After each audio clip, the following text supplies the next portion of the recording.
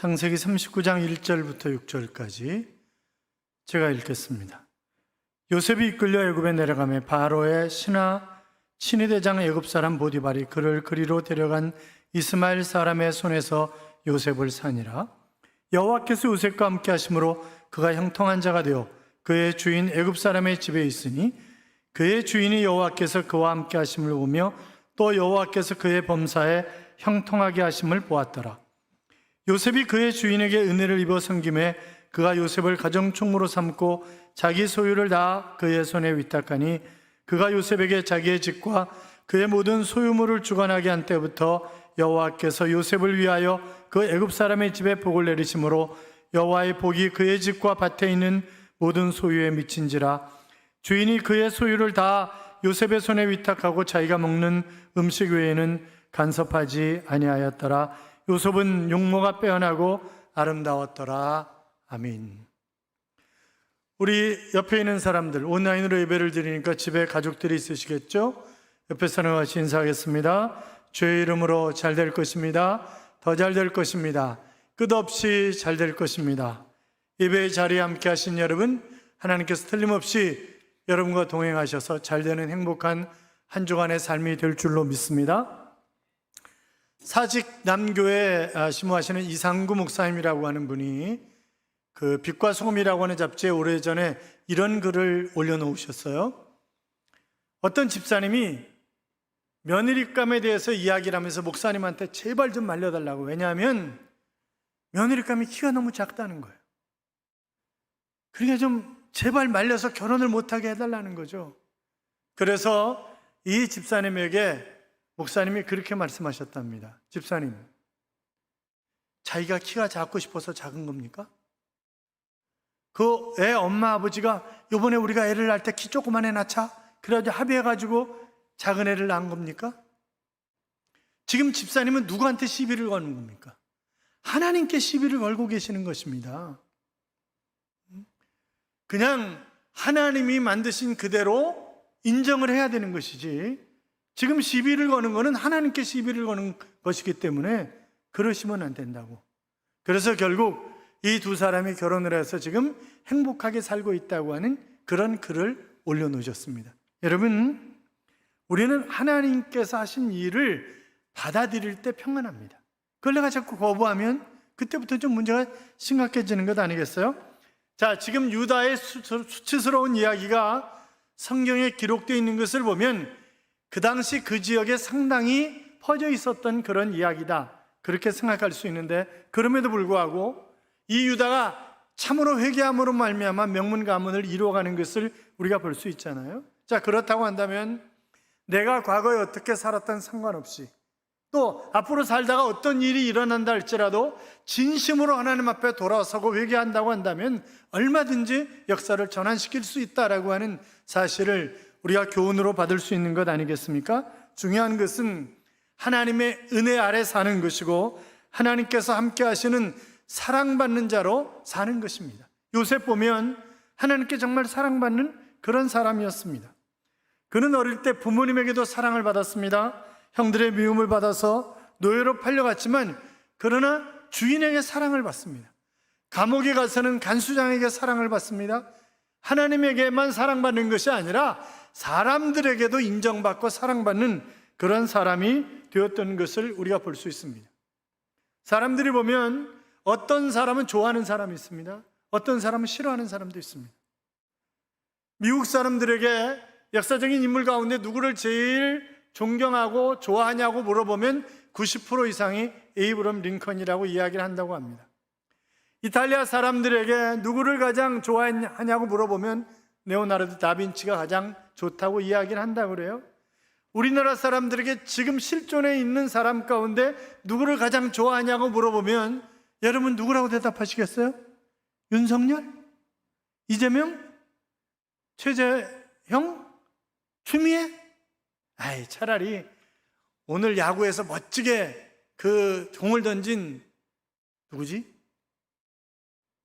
잊어버렸네. 김광현을 차라리 좋아해요? 여러분, 사람들이 좋아하는 사람 가만히 보면 다른 사람을 잘되게 하는, 특히 나를 잘되게 하는 그런 사람을 좋아하는 것 아니겠어요?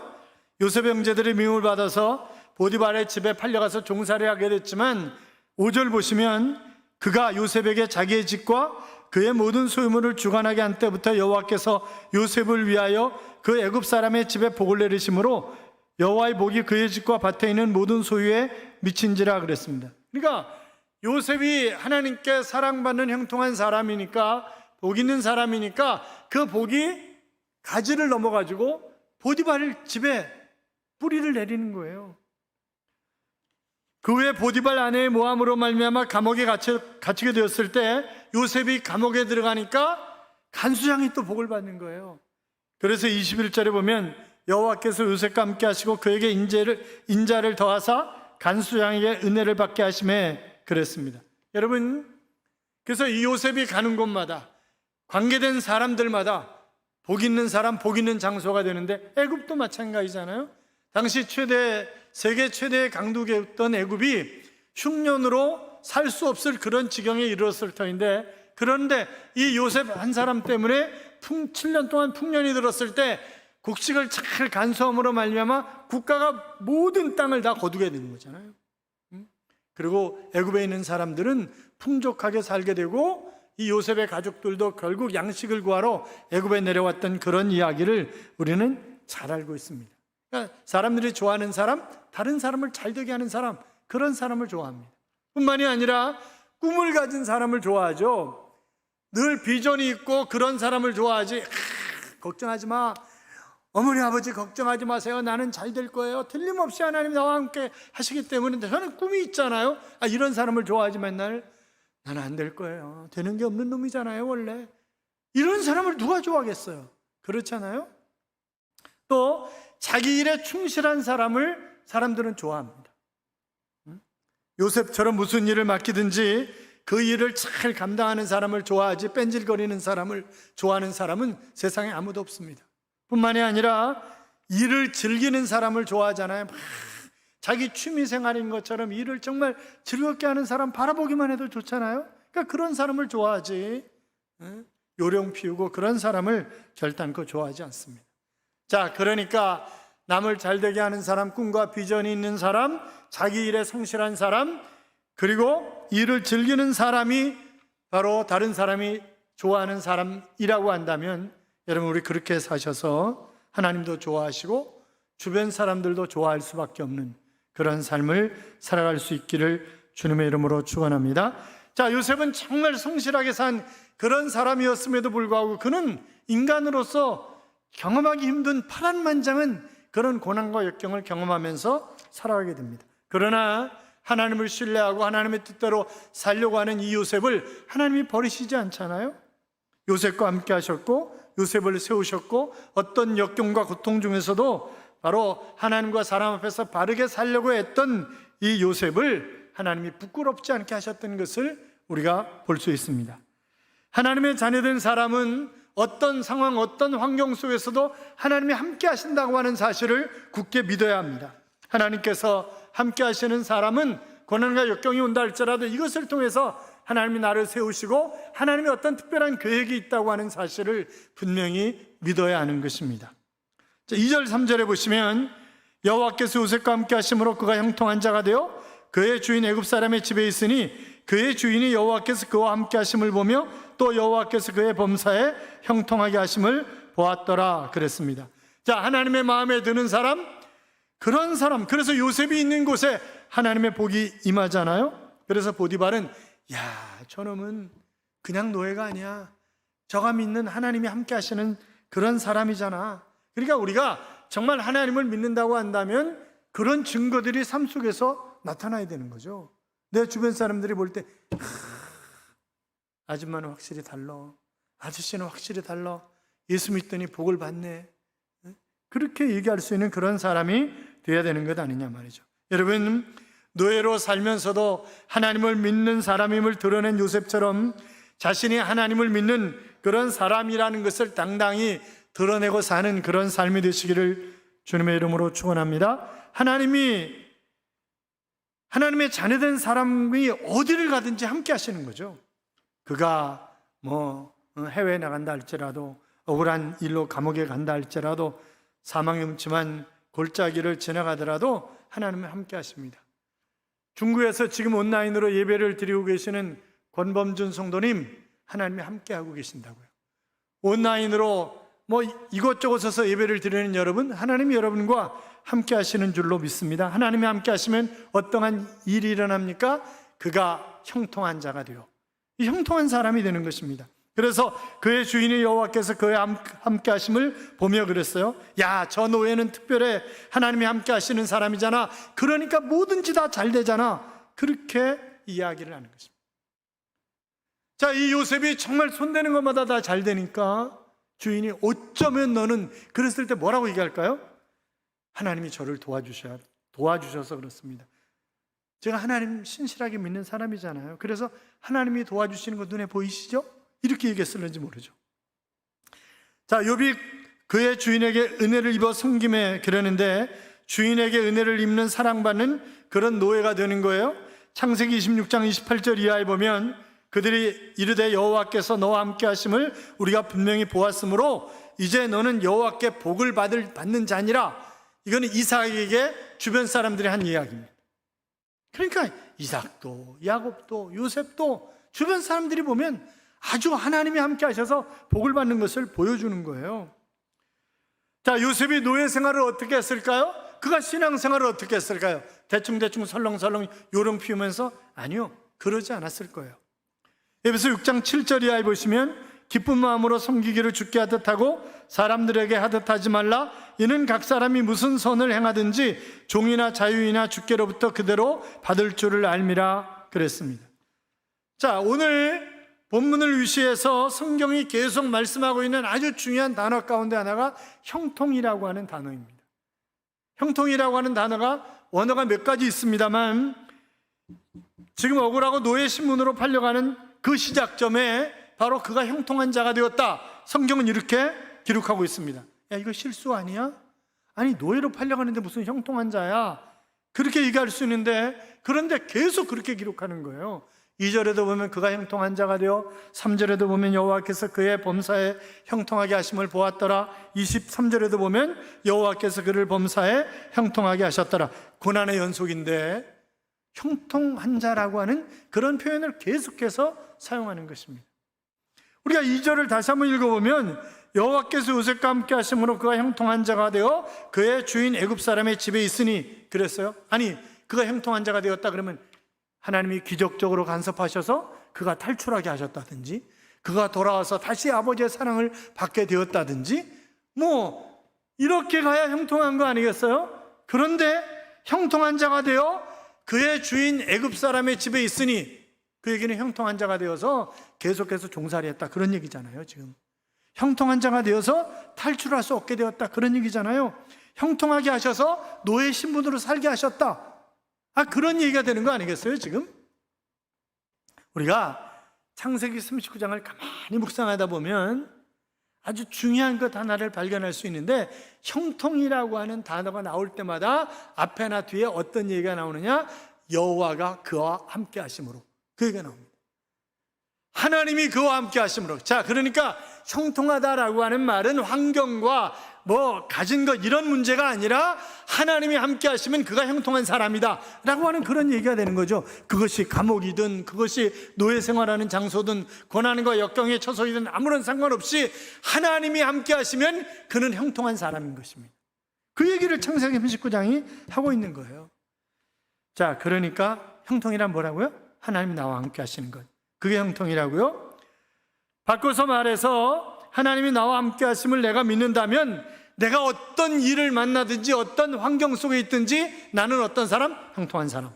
그렇잖아요. 그래서 형통한 삶이라고 하는 것이 내가 원하는 것은 하나님이 들어주시는 것이 아니라 바로 하나님이 나와 함께 하시는 삶, 그것이 형통한 것이다. 믿으십니까? 그렇게 믿어야 된단 말이죠. 여기 형통이라는 단어는 뛰어 건너간다, 지나간다, 번영한다라고 하는 그런 원어의 의미를 가지고 있습니다. 그러니까 어떤 장애물이 있다 할지라도 그것을 넘어가는 거예요. 그리고 끝내는 잘 되는 것, 그것이 형통이에요. 그러니까 지금은 일이 잘 안 풀리는 것 같고, 지금은 노예로 사는 것 같고, 지금은 감방 안에 가는 것 같지만 궁극적으로 잘 되는 게 형통이라고. 왜요? 하나님이 함께 하셔서.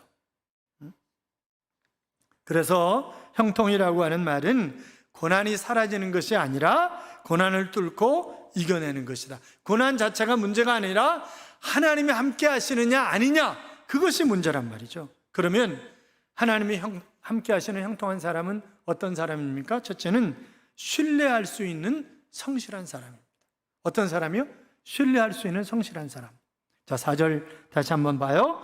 요셉이 그의 주인에게 은혜를 입어 섬김에 그가 요셉을 가정충무로 삼고 자기의 소유를 다 그의 손에 위탁하니. 자, 노예로 팔려간 집이 보디발 장군이라고 하는 사람의 집인데, 이 사람은 시위대장이래요. 그러니까 지금식으로 얘기하면 대통령 경호실장인 거예요.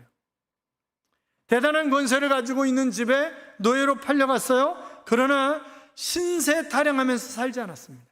만약 요셉이 거기서 내 팔자야, 이게 내가 얼마나 부모님의 사랑을 받고 자라는데 노예 삶이 이게 도대체 말이 되냐, 그리고 머리를 벽에다 쳐박고 막 술이나 퍼마시고, 돈이 없으니까 술도 못 마셨겠지.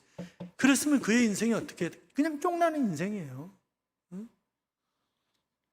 그러나 요셉은 절망하거나 좌절하지 않고 하나님이 나와 함께 하시고 하나님이 나에게 주신 꿈이 있기 때문에 반드시 그것은 이루어진다. 그리고 자기에게 주어진 삶의 현장 속에서 최선을 다하니까 주인도 인정할 수밖에 없는 거예요.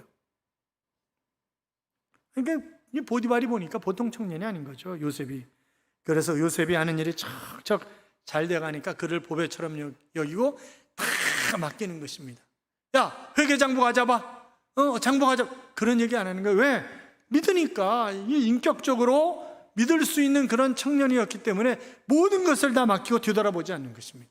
여러분, 우리가 기억해야 할 것이 있어요. 하나님께 인정받는 그런 사람은 사람에게도 인정받는다 라고 하는 것입니다. 어떤 사람이 직장에 들어갔는데 사장이 불교신자예요.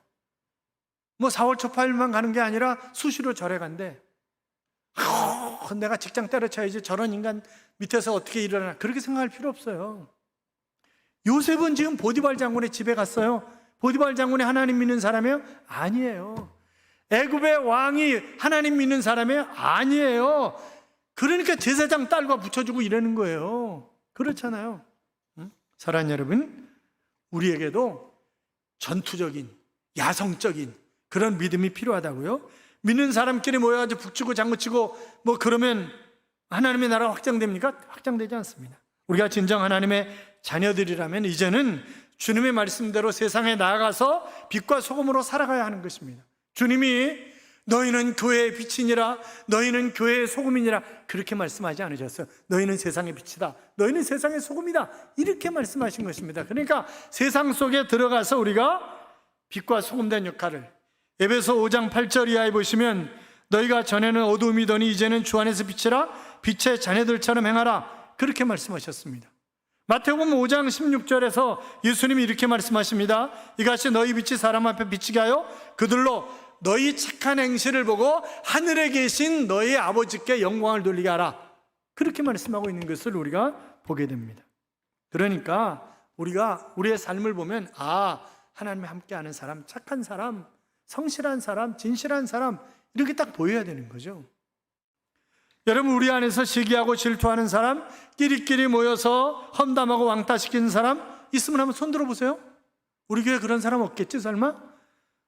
성숙하지 못해서 그래요. 그런데 어디를 가도 그런 사람이 있어요. 더럽고 그래서 내가 그냥 피해야 되겠다. 아니, 어디 가도 그런 사람이 있어요. 그러니까 그런 사람이 눈에 딱 들어오면 하나님이 나를 이곳에 두신 이유가 저 사람 때문이구나. 저 사람을 위해서 기도하고 저 사람을 품고 저 사람을 사랑하라고 하나님이 나를 곁에 두셨구나, 이렇게 생각을 해야지. 도망가면 거기 더 큰 그런 사람이 있어. 더 크게 골치 아프게 우는 사람이. 그렇기 때문에 내가 잘해서 내가 사랑하고 품고 기도하고. 그 미국의 강철이라고 불리는 앤드류 카네기가 그 청소부를 하는 사람을 고용을 했어요. 근데 이 청소부가 너무너무 일을 잘하는 거예요. 뭐 저녁에 사람들이 다 퇴근한 후에도 남아가지고 일일이 다 돌아다니면서 뭐 공장 사무실 할 거 없이 다 청소를 해놓고 가는 것입니다. 어느 날 아침 일찍 일이 있어서 카네이가 새벽같이 출근했는데 벌써 새벽같이 나와가지고 청소를 하고 있는 거예요. 그 얼마나 감동이 되겠어요. 경비가 그만두니까 얼른 이 사람을 경비로 정식 직원으로 채용을 하는 거예요. 근데 이 사람은 뭐 맡겨놓은 것을 뒤돌아볼 필요가 없는 거예요. 얼마나 경비를 잘하는지 뭐 말할 수 없는 거죠. 자기 일뿐만이 아니라 틈틈이 다른 사람들의 일을 또 도와주고 정말 열심히. 그러다 이제 비서가 그만두니까 비서로. 근데 비서를 또 아무나 하는 건 아니잖아요. 일자 무식인 이 양반이 비서로 할 수 없는 건데, 그런데 자기가 비서를 하기 위해서 몇 날 며칠 밤을 새워가면서 공부하고 비서가 어떤 일을 해야 되는가를, 그래서 정말 비서로 멋진 삶을. 이 카네기가 죽을 때까지 회사 일을 누구하고 의논하냐면 이 비서하고 의논을 하는 거예요. 나중에 카네기가 죽으면서 유언을 합니다. 이 회사는 비서인 차베스에게 넘기노라. 그렇게 유언을 했어요. 왜 그래요? 이 사람은 정말 성실하고 믿을 수 있는 사람이기 때문에 그래요. 사랑하는 여러분, 우리가 어떤 상황 가운데 있든지 정말 믿을 만한 그런 사람, 그래서 하나님이 함께 하시는 형통한 사람이 누구냐? 신뢰할 수 있는 성실한 사람. 두 번째로, 자기 분수를 알고 유혹을 잘 이겨내는 사람을 하나님이 함께 하셔서 형통한 사람이 되게 하시는 것입니다. 물론 그 유혹을 이겨내는 힘도 하나님이 주셔야 되지만, 자 6절 봐요. 6절 보면 주인이 그의 소유를 다 요셉의 손에 위탁하고 자기가 먹는 음식 외에는 간섭하지 아니하였더라. 요셉은 용모가 빼어나고 아름다웠더라. 자, 여기 용모가 빼어나고 아름다웠다라고 하는 말은 제자교회 남자들처럼 정말 핸섬하고 멋있게 생겼다 그런 얘기가 아니에요. 아니, 노예면 노예야. 그렇잖아요. 노예면 노예예요.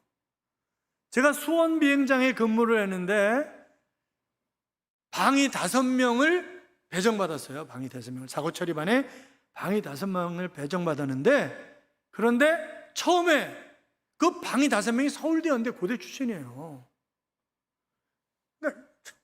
야, 너 서울대 다닌다고 온 거 맞아? 너 서울대 정문으로 들어갔다 후문으로 맨날 그냥 그러는 놈 아니야 너? 어떻게 너 이게 말이 되냐? 아, 그럴 정도로 처음에는 막 어리버리한 거예요. 그런데 한 달, 2달 지나가면서 아, 역시 그래 너 서울대 다니다 온 놈 많다. 정말 다르네. 그게 그러니까 지금 요셉이라고 하는 노예가 왔는데 처음에 보니까 뭐 야 핸섬하고 잘생긴 그게 아니라고.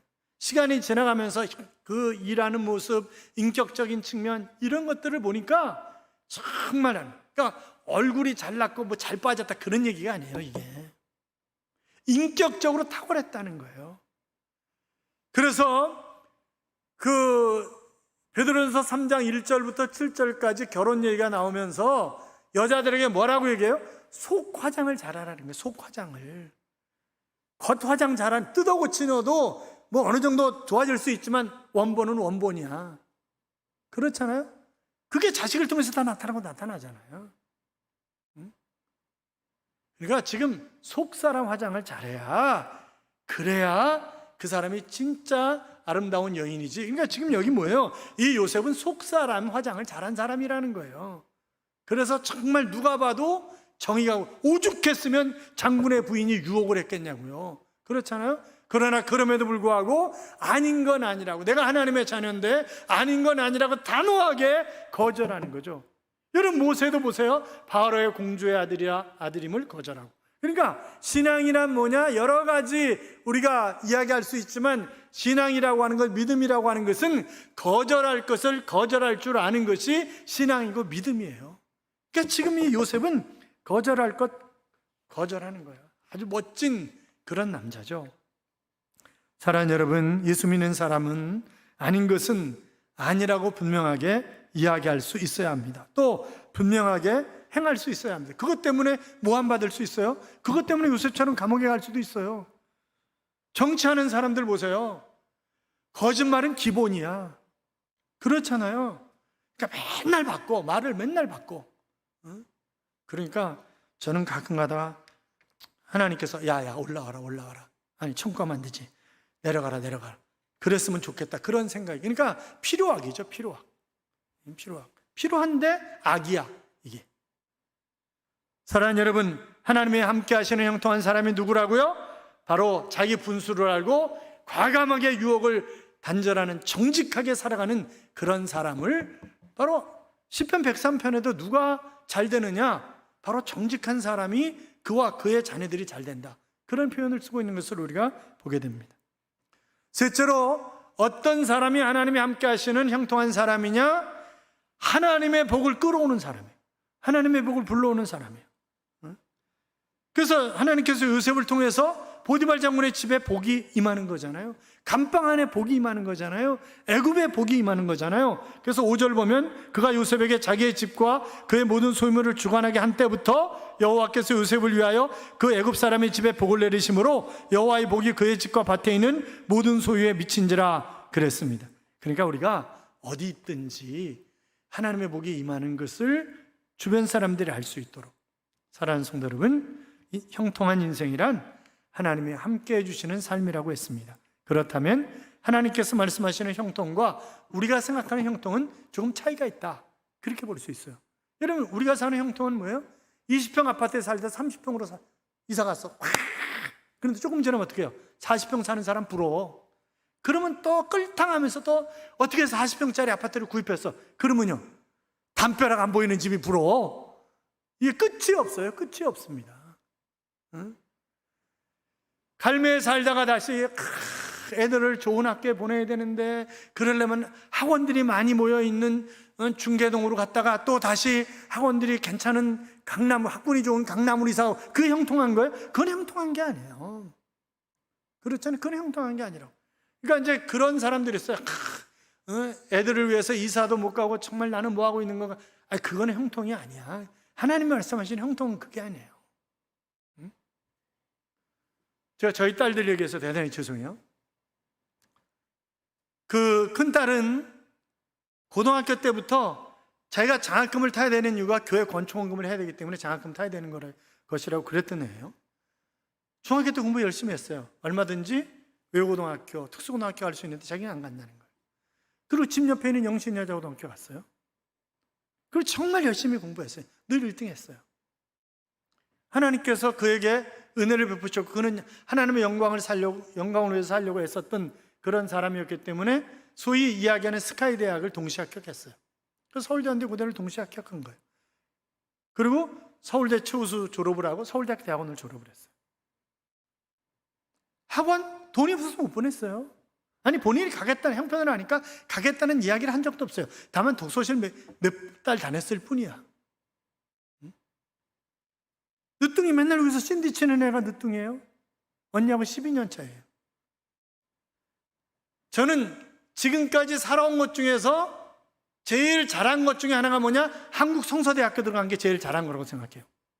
왜? 저희가 상계역 옆에 살았어요. 집에서 학교까지 걸어가면 돼, 그냥. 그런데 그 학교는 정말 특이해요. 뭐 간호학과건 사회복지학과건 신학과건 아무런 상관이 없어. 시작할 때, 수업 시작할 때 기도하고 하는 거예요. 끝날 때 기도하고 마치는 거예요. 그런 학교가 어디 있어요? 그렇잖아요. 신대원이 아닌 이상 그런 학교 없어요. 매일같이 예배를 드려. 학교 반주자야.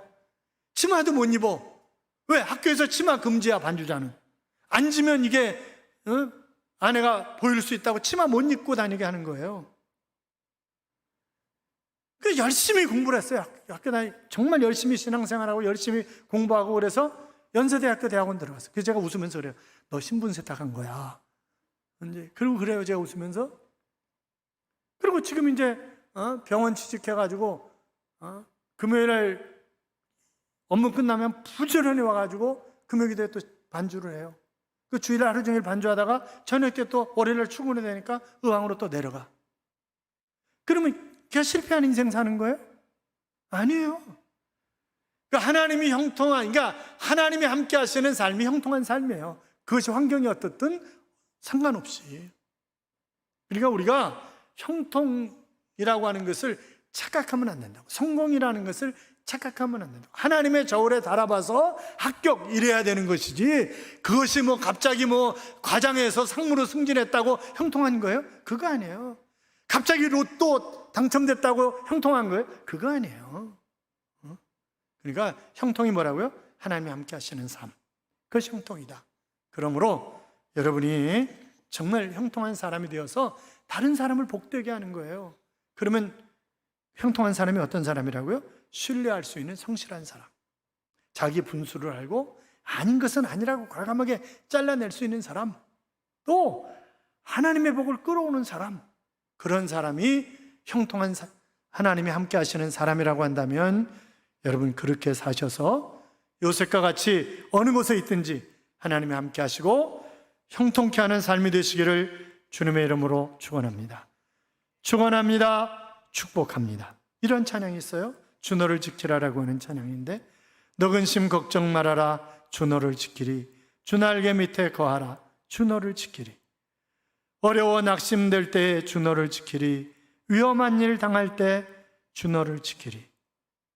너 쓸 것 미리 하시고 주 너를 지키리. 구하는 것을 주시며 주 너를 지키리.